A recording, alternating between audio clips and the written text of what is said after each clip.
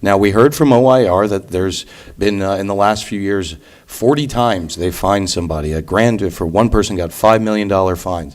I asked the question. We know those fines didn't have anything to do with PIP. They were something completely different. Otherwise, we would have had that information ready for us here. And, at the end of the day, having an examination under oath for a patient because the insurance company says so.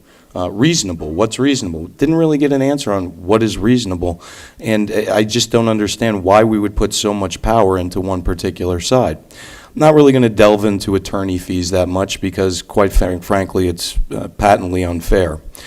Fraud, we heard this time and time again. I have the honor and the pleasure of serving on Chairman Nelson's Insurance and Banking Subcommittee.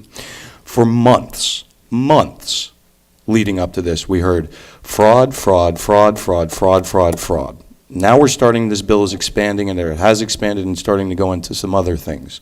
There's another bill that's in this body's possession, not this committee, but in this body as a whole's possession, being run by a representative that serves on this committee. I'm not going to embarrass him, but it's a very, very good bill. He's doing it along with Senator Negron, and it really mirrors the Hillsborough County code that they've put in there. And I don't know if anyone's taken the time to see what's actually happening in Hillsborough, but without all of the other things that I just listed as my problems with this bill, they've managed to curb fraud, significantly curb fraud.